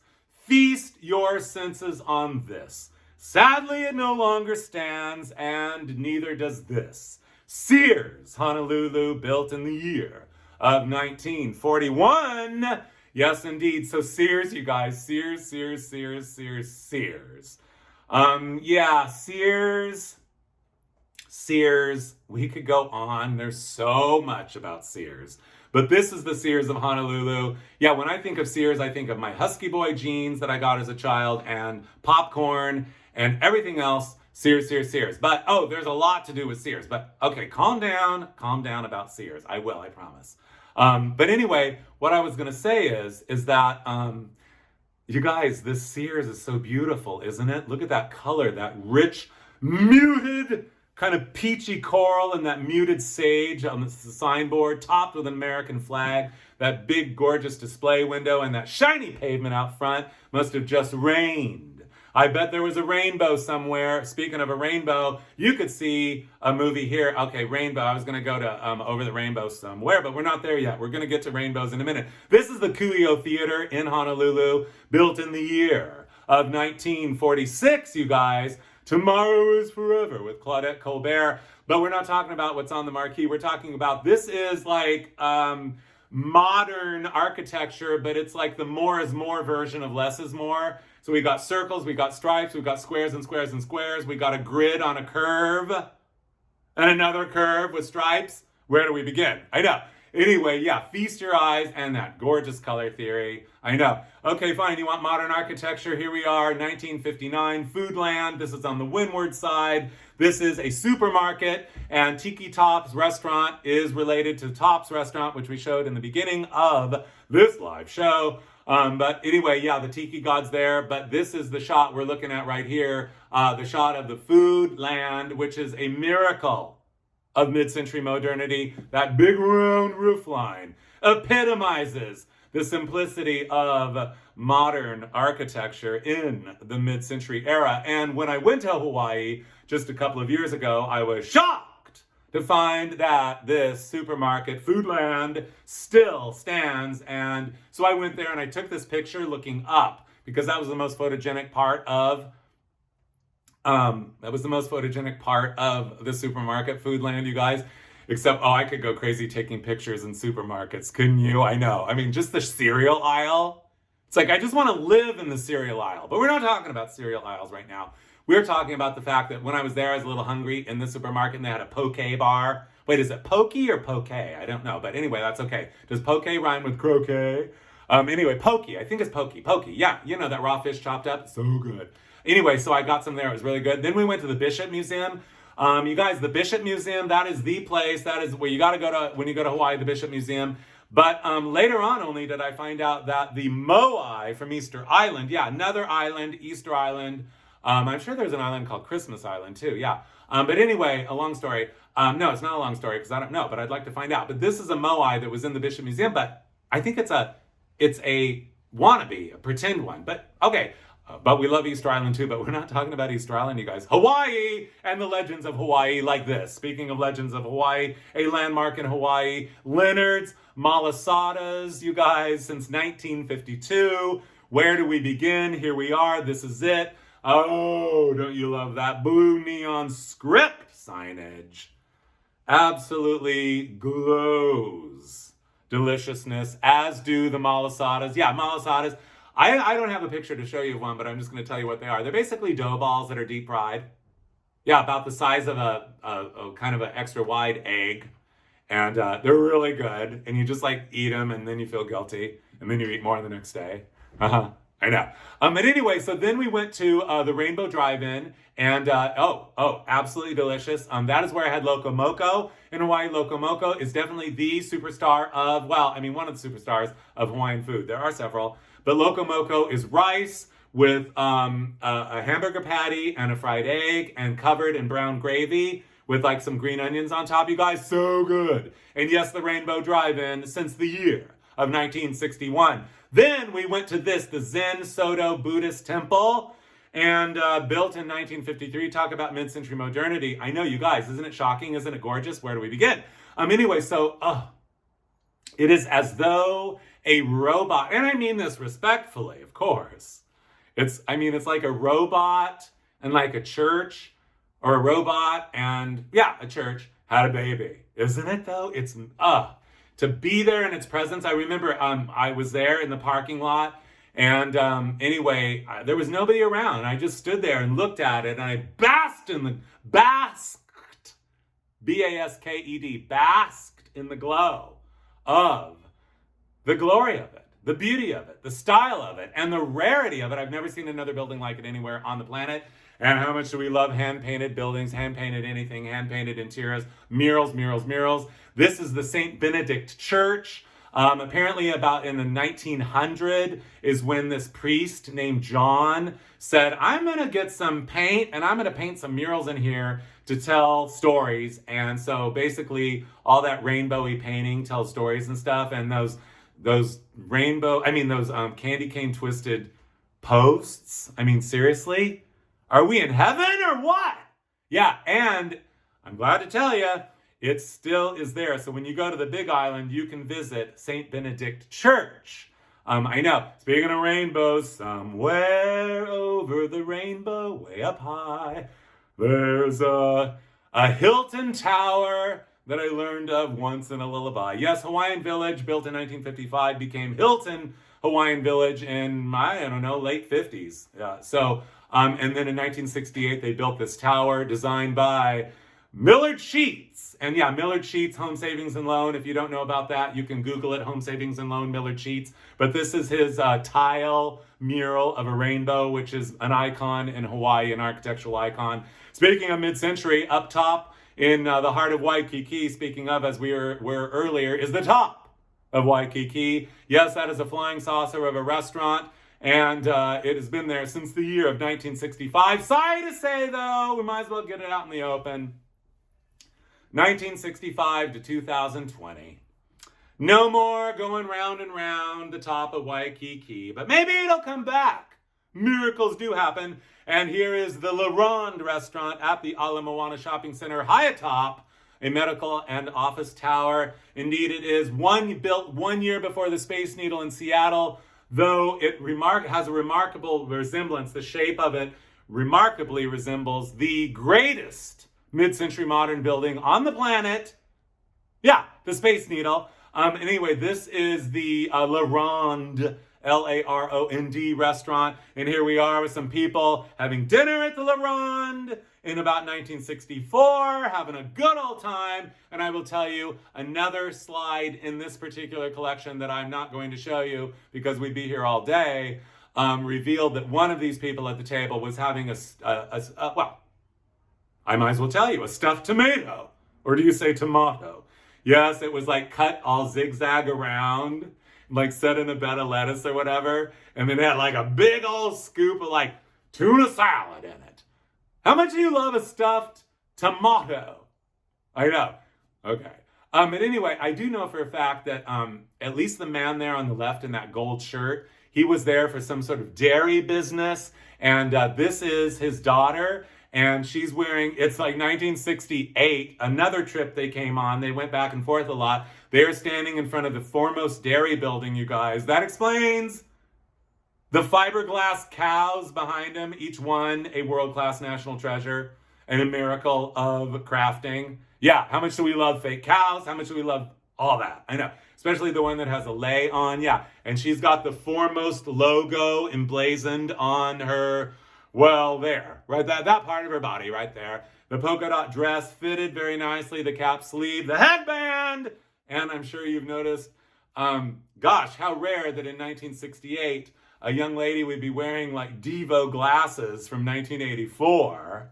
But it happens. Okay, speaking of, oh, we're at the top of the Waikiki. Uh-oh, we're back. Uh-oh. But anyway, yeah, we're back at the top of the Waikiki. It doesn't much matter, but I did want to show you how beautiful it is to see a lovely lady tourist eating a fruit salad with a big scoop of strawberry ice cream out of a half a pineapple. So we got tomatoes and pineapples stuffed with things. I mean, I don't know. It's just wonderful. It is, especially when you got a maraschino cherry on top of strawberry ice cream. Yes, indeed, the tour of modernism in Hawaii continues. Oh, yes, it does. And this is, well, this has to be the most remarkable mid-century modern building in Waikiki, I think. It is the Bank of Honolulu, built in the year of 1965. And actually, you know, it kind of reminds me of what would happen if like a pineapple and a building had a baby. Doesn't it? I know. Yeah, speaking of mid-century modern masterpieces, we might as well get it out in the open. The Kahala Hilton, built in the year of 1965, also is considered truly to be a mid-century modern masterpiece of the absolute highest order, built by the Long Beach, California firm of Killingsworth Brady. This was the first of their resort hotels that they started to build at that time, and this is really spectacular. Thankfully, still there to this very day, relatively unaltered, and this has to be, this is the lobby of the Kahala. The Kahala Hilton, and now I think it's just called the Kahala. But anyway, I don't know what happened to Hilton, but it doesn't matter. We're not talking about Hilton right now. We're talking about the Kahala. So this is the lobby, you guys, and I have to say that this lobby building, this lobby is, well, it has to be still to this day, I'm pretty sure, the most glamorous place in all of Waikiki. Yes, this is absolutely the epitome of civilization, and, well, look at how glorious and gorgeous it is. I know. And this, all of this interior design work was done by the firm of Armand Davis and Mr. Killingsworth. Killingsworth Brady. Talking about our Armand Davis earlier. Killingsworth Brady. Killingsworth himself 20 years ago told me, he said it was a very big deal to have those chandeliers made. Look at that chandelier. It is a million, zillion, trillion pieces of little tiny squares of glass. And they were made in Seattle, these chandeliers, and they are there to this very day. He told me 20 years ago that he had to go and fight them not to remove them because they wanted to do a total remodeling. He's like, no. You're never going to be able to make anything or have anything more beautiful than those chandeliers. And when you go there and you stand beneath that chandelier, yeah, behold the glory of and bask in the glow of a true masterpiece. Okay, you want to see, okay.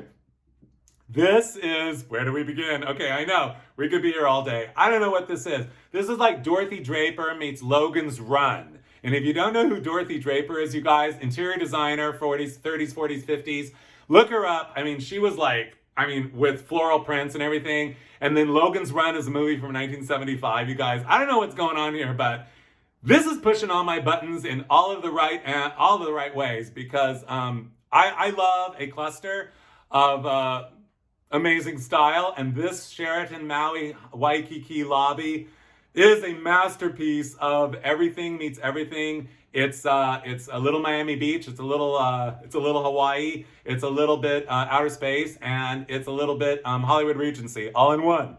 Okay, speaking of mid-century modernity, built in the year, I think 64 or 63, the Sheraton Maui is everything to do with circles and semicircles, like a circle and a spiral. I mean, it just goes on and on and on, circles, circles, circles.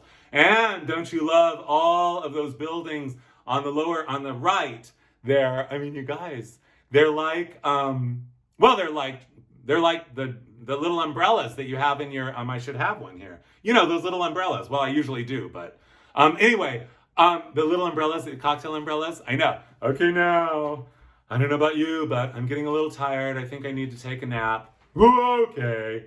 Yes, indeed. Oh, here it is. In perfect time. This is what we're talking about. That, yeah, I know. These, you guys, I don't know. There's a few things in my life that I never tire of seeing. I could never tire of seeing, that I always love seeing, that always give me a very specific and special, like kind of natural high. And these little cocktail umbrellas are one of them. The Goodyear blimp is another one, but these, I know. Okay, so you guys, wait, I want to have a serious talk with the interior designer here, okay? It's like, where do we begin? Yeah, I mean, it's like, okay, we're gonna, and then, yeah, and then, oh yeah, okay. Yeah, take a note on this. If you want to do mod flower power, like psychedelic psycho, this would be your style guide right here. I know, imagine the dreams that you would have staying in this room. Imagine the dreams that you would have. Imagine the dream of this. Yes, the day in Waikiki when they pulled up a brand new 1958 Edsel, manufactured in Detroit by Ford Motor Company. Yes, the most modern motor car on the road.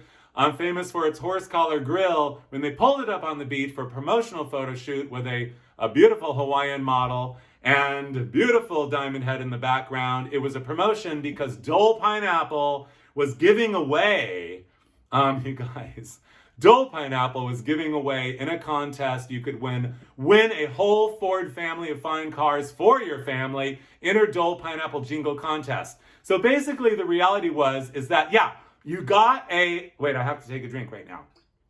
I know, right in the middle of a sentence. That's okay. I'm allowed, right? You should have a drink too. The idea is not to like choke. Okay. Is everybody okay? Are you guys doing fine? I know. It's like, have some snacks, have another drink or whatever.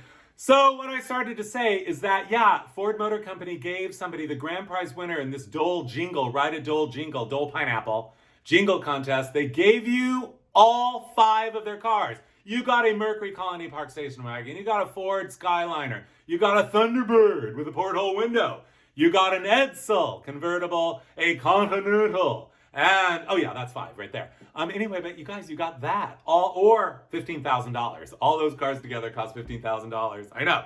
Okay, I know. Speaking of Dole, an icon of Hawaii for decades was this. The giant pineapple water tower high atop the Dole Pineapple Cannery. Yeah, I know. We always think of pineapple when we think of Hawaii, Dole pineapple. And you could go, and I believe still to this day, you could go to Dole and have a tour. However, they only grow pineapples for show in Hawaii now. And pineapples started being grown commercially about 1900 or thereabouts. And actually, pineapple was the first nationally advertised fruit. And how much do we all love pineapple? I know. So, you guys, this is a tour guide in the 1950s at Dole. And, can you believe the uniform? So, of course, the first thing that when I went to Hawaii, I had to ask everybody, where is one of these uniforms now? Where is one of these? Pineapple pockets! I know.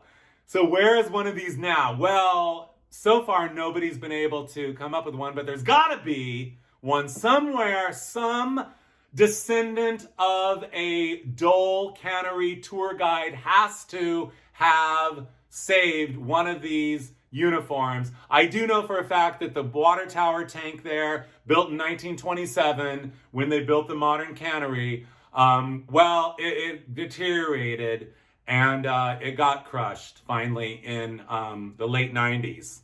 I think it was. It finally, gone, never to be seen or heard from again. As I said, nothing lasts forever. Inside, you get to see the pineapple operation taking place. Yes, sliced chunks, crushed, or juice. Yeah, pineapple, Dole pineapple, you guys. I mean, oh, and this must be Aloha week when everybody in Hawaii got to wear their Aloha clothing to work. And don't you love to see pineapple going into a can on a conveyor belt? And to all of the people who ever worked at the Dole Cannery, I want to say thank you because we have enjoyed so much of your delicious pineapple. I still love pineapple in a can. Heavy syrup, please. Okay, you guys, and now this is Joseph Faher, I think it is, Faher. Sorry, I don't know his name exactly, but I think it's Faher. Joseph Faher.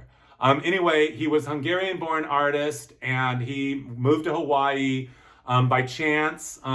He was escaping Chicago. Well, I don't think he was escaping. He left Chicago to go to San Francisco with a friend, to go to Tahiti, to do art in Tahiti in, I think, the 30s. And the reality was, though, is that they missed the 1 month, one ship a month to Tahiti from San Francisco at that time. They missed the ship. The next day, there was a ship going to Hawaii. So he said, okay, fine, we're going to go to Hawaii. And he did. And so he created a lot of great artwork, but none greater than this. This is the legendary, iconic masterpiece Dole pineapple map that he painted in the year of 1950. And in the realm of advertising art, this stands all by itself. It is absolutely, I mean, to say it's a masterpiece would be an understatement. I mean, we could start to get into all of the ingredients here, but we don't have time. But I invite you to check this out online. The Dole Pineapple Hawaiian Islands map done in 1950 by Joseph Ferrer. I'm sorry. Oh my gosh, I forgot his name. Faher. Yeah, something like that. Anyway, I'm sorry, Joseph, that I'm messing up your name, but dude, Joe, someone needs to tell you, you're brilliant. Your art is absolutely, well, to me, it's pure music to my eyes and magic to my soul and spirit.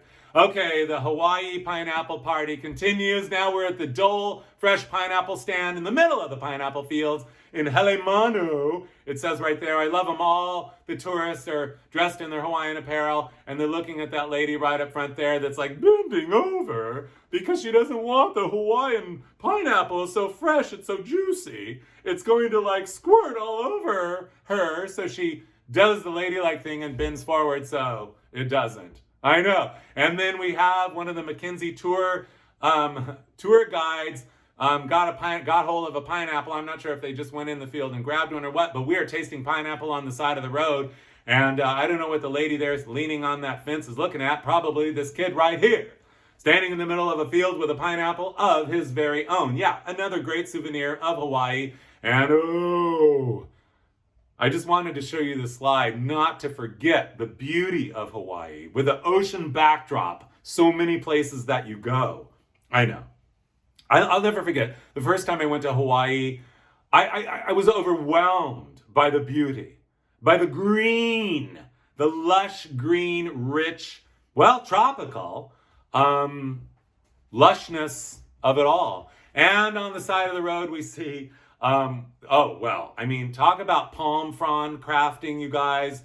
I love palm frond crafts. Don't you love palm frond crafts? Oh, you try to say palm frond crafts quickly 3 times. Anyway, yeah, and they put flowers on them and everything. I mean, you have not done Hawaii until you have a palm frond hat with flowers on it. Okay, fine. You want some sea life? We're going to do sea life right now. Cadillac limousine from the year of 1957. And yeah, these tourist ladies, they don't know what they've gotten themselves in for. I'm not sure if that is, well, it looks like a goat had a baby with an octopus. Anyway, like those two will touch it, but back there won't. And then that lady in the car is like, I'm not going anywhere near that. You want to see more sea life? Fine. How about here? A trip to the mid-century modern aquarium. Oh, yes, it is. So, yeah, I know the aquarium's wonderful. The cocoa palms are beautiful. The clouds in the sky are so gorgeous. But we're talking about that very special Stretch Tour Limousine. Yes, it is the all-new for 1960 New Yorker by Chrysler. Yes, Stretch, not a 2-door, not a 4-door. It is a 6-door. Wait, 1, 2, 3, 4, 5. Oh, no, 1, 2, 3, 4. 8-door. It's an 8-door limousine. It'll drive you, tour you around, it'll pick you up from the airport. But you guys, what I wanted to point out about it, you guys, since you know we love cars, we love Joyrides so much. Look at those razor sharp tail fins. You know why they're there, don't you? Because the mood is up and we are going to outer space. Yes, this is the design, the style of optimism. We're going places and fast. Oh, you wanted to talk about fish? Fine, they have beautiful fish in Hawaii. I don't know what this one is called, but let's call it the yellow fish because it is yellow and so pretty. Oh, you want stripes? Fine, we'll do stripes. Oh, that rich reddish orange and white. I love stripes. The world needs more stripes. Yes, more stripes, please. And then this one is like spots and stripes. And I don't know what kind of fish this is, but I should know, and I wish I knew. And maybe one day I will. But I know. It's like so beautiful. I don't know if this is the kind of fish you eat, but if you did, I'm sure it'd be delicious. Crusted with the famous nut of Hawaii. Like, when you go to the nut shop, you guys, macadamia nuts are always like the most expensive nuts. That's probably because they're the most delicious. So I want to say thank you, Mauna Loa macadamia nuts, for all the nuts. Also, speaking of crops in Hawaii, coffee, Kona coffee. Yeah, I know, Kona coffee. I mean, they do coffee in Hawaii, and it's very special. Speaking of special, these two, yeah, Kona coffee. Yeah, Kona coffee. Yeah, I know. Speaking of these two, I mean, camera. They've got the flower lays on, their horn rim sunglasses. I mean, they're feeling the spirit. They are. And so am I of this. This is the Maui sugarcane train. Yes, back in the day, they would take the cane from the field to the mill in an old-timey train like this. But this old-timey train actually came to Maui in the year of I believe it was about 1970. And anyway, it was a tourist attraction, and you'd ride it about 5 miles through no longer sugarcane fields. But anyway, it was still an attraction, but unfortunately, I'm sorry to say, as we know, it's now just a fond memory, and maybe someday it'll come back. But as of right now, it's off its rails. So thank you, sugarcane train of Maui. We love you. I wish I would have gotten to ride you. But anyway, we still can taste the sweetness of everyone's favorite food product, sugar. Yeah, the number one most favorite thing of anybody, everybody, always, forever, from now until the end of time, until the beginning of time, sugar is our favorite thing, sugar. And it is here that this tour guide went and grabbed a little piece of sugar cane out of a field, and he's carving a little, and he's gonna give you a little piece. I love the lady in the Hawaiian dress there, and that guy on the right, like, you can just tell, body language speaks volumes. He's like, I'm next. I wanna taste that sugar. Speaking of sugar, speaking of sweet, speaking of beauty, speaking of glory, no, we're not in the Grand Canyon in Arizona. No. This is Hawaii's Grand Canyon, Waimea Canyon.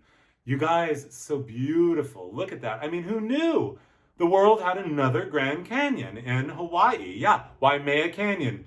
Well, a total must-see tourist attraction, absolutely, in every way, every day.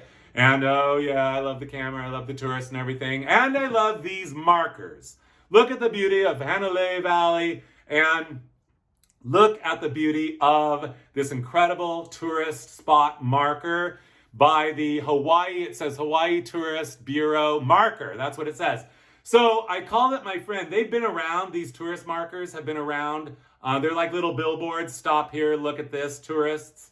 This is special, this is a moment, this is an attraction. I mean, I guess we might as well say it. I mean, Hawaii is kind of like a theme park. Well, the whole world is like a great big theme park.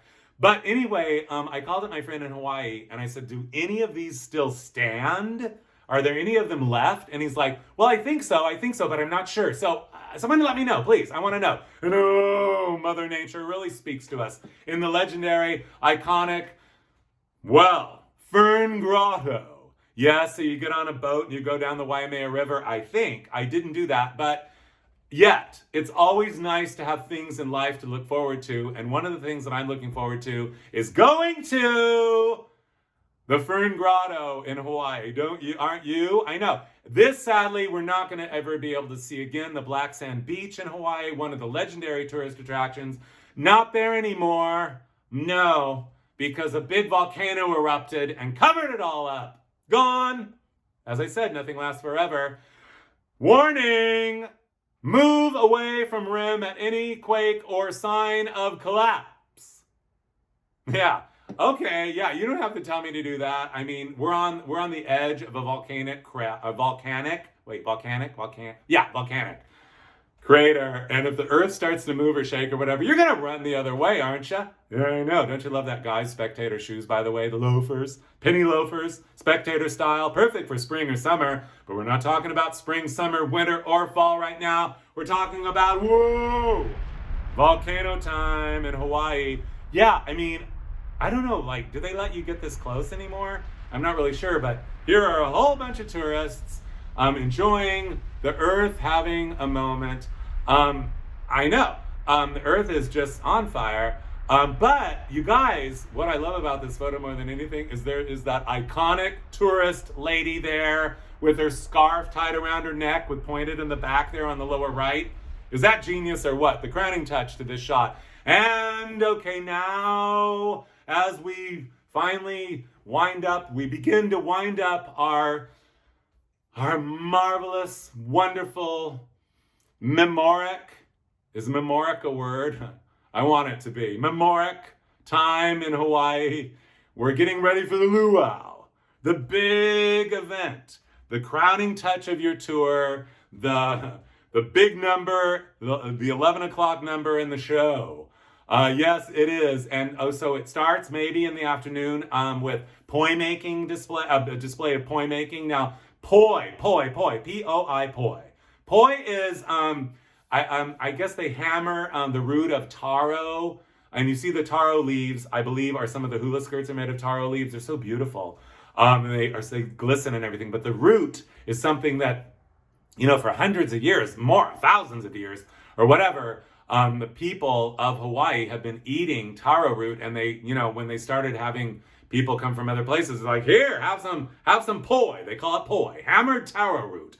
And it's legendary because people don't like the taste of it or whatever, unless you like grew up with it or whatever. And I want to try it. And I tried around here in LA to find some recently, but no, you can find Hawaiian food, but poi, good luck. But I'm going to find it because I want to taste it. As I said, it's always nice to have something live to look forward to. Oh, and then here's this lady with two bags full of it. And I know, and nice Hawaiian blouse, by the way, but we're not talking about that. Yeah, she's got 2 bags of poi to go. Poi to go. Apparently she thinks that the luau party is a potluck, but it's not. You guys, speaking of luau's, okay. Now the sun is beginning to go over there. Nightfall, twilight is about to happen. Twilight, nightfall. And the table is set. Savor the colors, savor the flavors, savor the textures, savor the style. Savor the fact that you're going to be sitting your tushy on a cushy on the ground. On a very low table. Yes, I know. Yes, I hear the sounds of the luau beginning to happen. People are starting to arrive. Like this man, again.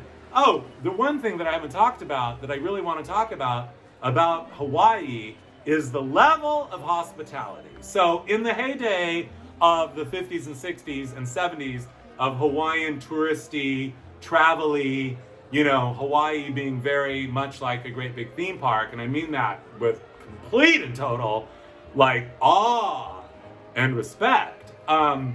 So the thing is, you guys, is they like hug and kiss you when you get there. I know, here you are, you go, and he's like on his way to a luau, he's getting hugged and kissed.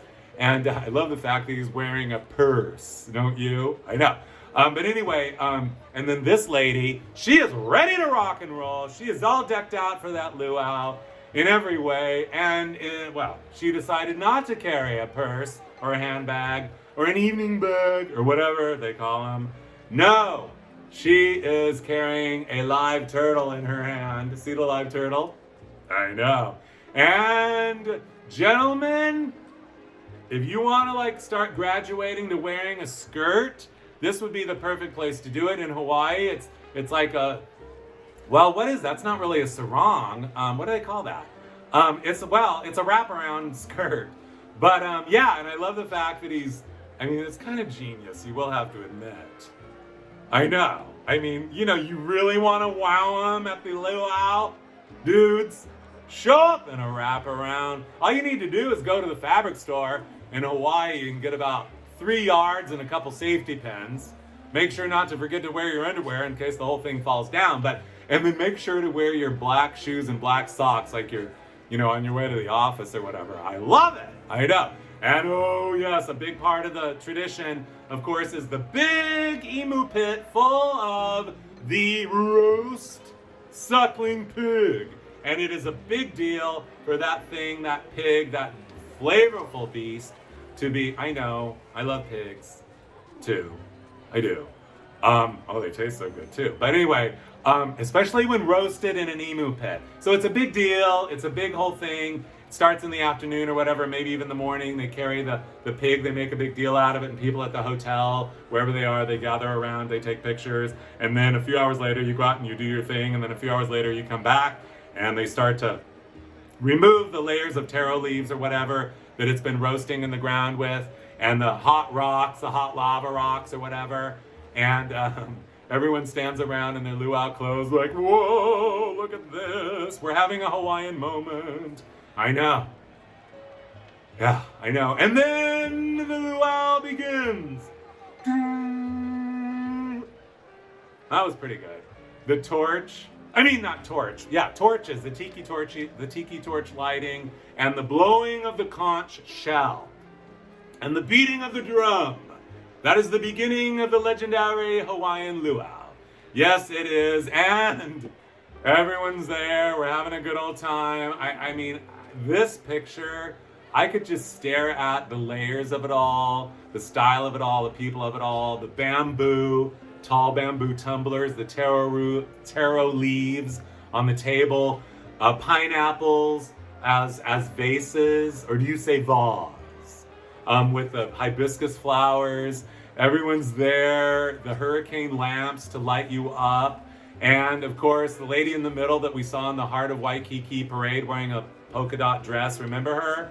She was turned around to the camera. There she is. Apparently she lost her appetite when the roast suckling pig was presented to the luau. There they are, it comes in. Full body pig, head and all. And I can guarantee you, you're going to go home raving about how delicious that was. Yes, indeed. Speaking of raving, I love this party right here. This is happening a few years later, probably in the late 60s, when they're all doing the flower child, lays on their heads. Isn't that amazing? I know. And the lady there, by the way, the tablecloth, and the striped cups. I know. Everything looks so delicious. It looks so wonderful. And that lady there on the left, the redhead, the guy, what's going on with him? But anyway, she's looking at the camera like, I'm having a good old time. She's probably had a couple Mai Tais. And then comes time when the entertainers, there's been luau, there's been hula, there's been Hawaiian music, there's been Hawaiian dancing, there's been Hawaiian everything. You are enraptured, you are involved, you become part of the fabric of it. Yes, you do indeed. And you get your picture taken. This guy is obviously thrilled to have his picture taken with, looks to me like Brooke Shields. He squeezes his wife's arm while he gives her a kiss. And then this lady's thrilled. She had no idea that K.D. Lang was an entertainer in Hawaii. Is that K.D. Lang? And then this guy starts mixing up the Kona coffee drinks with alcohol, I'm sure. Maybe Kahlua. Anyway. But look at the table, you guys. Again, set a table like this. Have a party. And then I don't know what's going on here, but I can tell you, I think these people are going to have a little more than, I don't know what she's feeding him, but he's going to eat a little more than that tonight, isn't he? And then these people, right here, they are feeling the spirit. He's wearing a skirt. They're scantily clad. She's wearing a wraparound skirt too, a little bra top, but it is how they have accessorized themselves with local flowers. Apparently they did it themselves. They're on the boat already. They're there a day early, I guess. But I have to tell you guys that, in all of the realm of the reality of looking through other people's old slides of Hawaii, I've never seen anybody do what these people are doing. They are on their honeymoon, I will tell you that. And anyway, take a note. I mean, here he's wearing a ginger flower around his neck. She's got two birds of paradise crisscrossing on her bra top. That's genius. And then the leaves up here, like a Princess Leia wannabe. Now this is fashion genius. Who is their stylist? I don't know, but I bet if they want to buy some flowers, they can go here to the lei stands at Honolulu Airport. Yes, a tradition for decades since the airport was there. Indeed it is. You go, before you get on the plane, you go to the lei stand, you buy some leis for the people back home.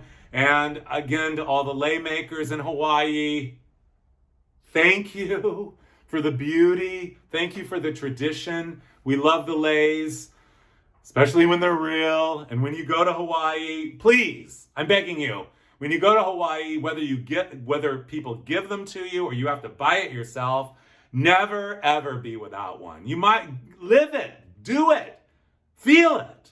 Oh, I know. Frame yourself with it. And then, of course, there's this guy and his wife at the airport, and she's doing the crisscross leis there in pink and red, and he's doing the very special liquor bottle lei, the little mini liquor bottles that are still available. This lei, they still make this lei. I mean, this picture was taken in 1967, and all these years later, you can still get it. Again, the word aloha, emblazoned on the on the Honolulu International Airport Control Tower, which was there until the year of, well, at least it was there until the year of 1963. I know that, but you guys, I love that the tower is wearing the word aloha, the aloha spirit, the level of hospitality. I mean, I wanted to talk about more of that, but talk more about that. But like Miss Universe wears her sash, this building is wearing a sash with the word, I love the word aloha. Hawaiian Airlines, we got to say thank you to you too for all the back and forth that you've done for us all over the years. And this is a very special Hawaiian Airlines plane. It is indeed a DC-3 built in the year of 1955. It is special because, sorry, I'm going to tell you in 1 second. Okay, it's special because, you guys, it's special because it has extra wide windows. There are 2 windows that are about 50 inches long. I mean, no plane has what they call Viewmaster windows. And I mean, can you imagine riding on a plane? I mean, you get the perfect view of the island below you or the ocean below you or whatever. There were even some airplanes that had little tiny, in the window, they had little screw holes that you could unscrew a piece of clear whatever, like plexi or whatever, and then stick your camera out so you didn't get that flare on your lens from the glass. I know! Okay, we're not talking about window features of airplanes anymore, but look at that beautiful airplane. We're talking about the fact that when you get to the airport to go home, the hospitality continues. From beginning to end, there is no place ever, anywhere in the history of human tourism that you got more hospitality, more of a warm welcome, more than a sharing of culture than in Hawaii. At the airport, you're getting ready to go, and there are hula dances there, there's musicians, and even as the people are getting off the plane so you can get on the plane, King Kamehameha is there to greet you and to say goodbye. Yes, and the lei giving. Again, you're going home, you gotta have more leis. I mean, let that never end. Wear as many as possible, as much as possible. And it is it's the spirit of, the aloha spirit. And okay, group picture. For the memory of a lifetime, a trip to Hawaii. Where do we begin?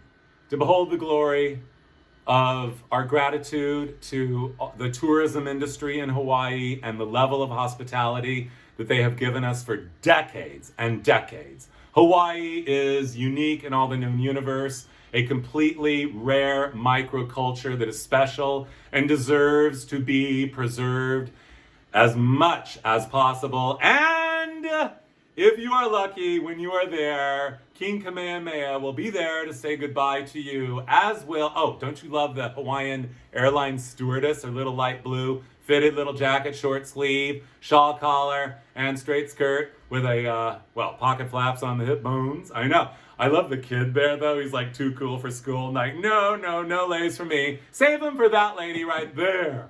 Yeah! I mean, feeling the spirit, feeling the glory, feeling the glow of the Hawaiian Islands. And as our plane takes off, we'll never forget a very special experience. I want to say thank you all for joining me here today for Alohaland. But before you go, yeah, that's Diamond Head when you fly over it. Well, you know that. Before you go, though, you guys, you got to see the volcano erupt.